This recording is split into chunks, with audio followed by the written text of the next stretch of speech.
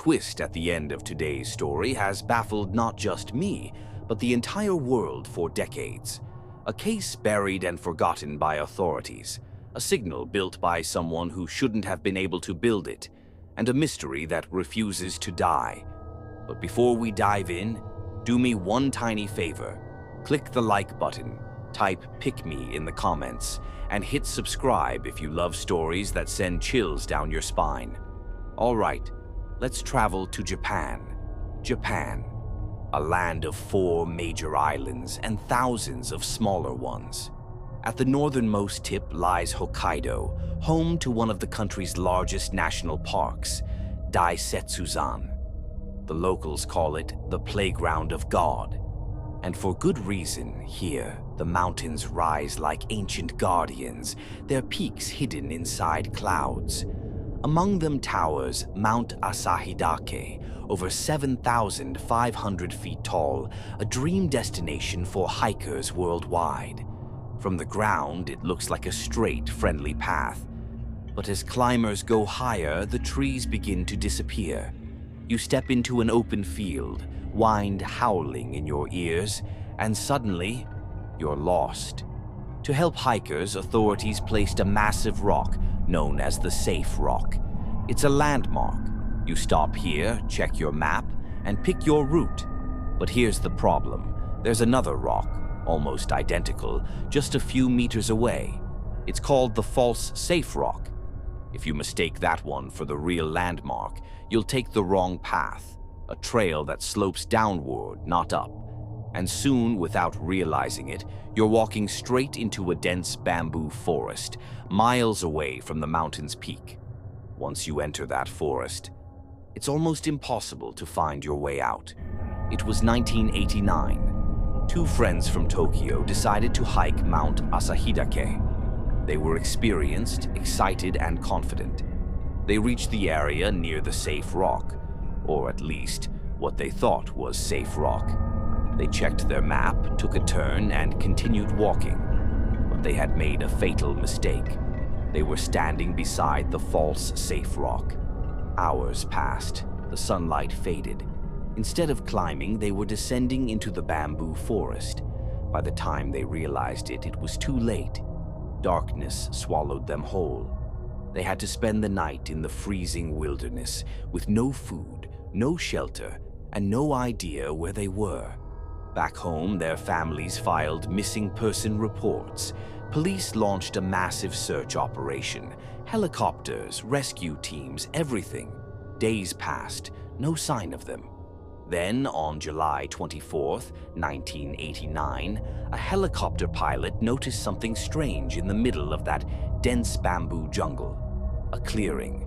And inside that clearing, 3 giant letters carved into the earth with perfect precision. SOS. It was enormous, visible clearly from the sky. The pilot immediately radioed the coordinates. Ground teams rushed to the site. Hours later, rescuers found the 2 missing friends, exhausted, injured, but alive. That SOS signal had saved their lives. But here's the shocking part. That SOS signal wasn't new. In fact, it had been there for almost 5 years. While inspecting the site, authorities found an old bag, partially buried under leaves. Inside, a driving license and a small audio recorder. The license belonged to a man named Kenji Iwamura, a hiker who had gone missing in 1984 while climbing the very same mountain.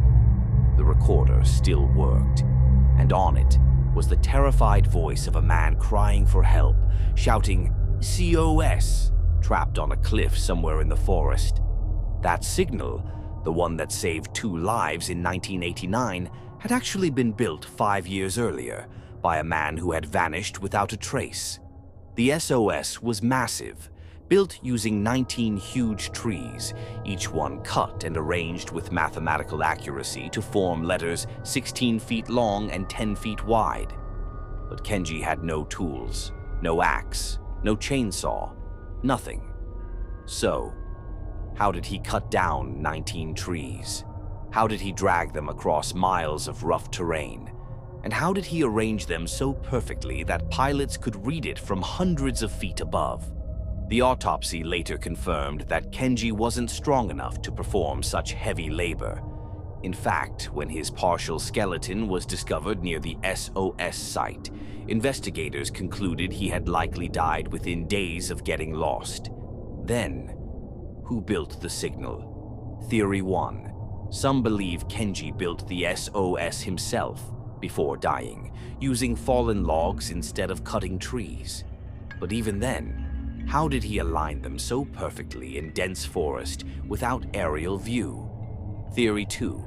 Others say another unknown person found Kenji's remains and finished the SOS later, maybe to alert rescuers. But that doesn't explain why no one ever came forward. Theory 3.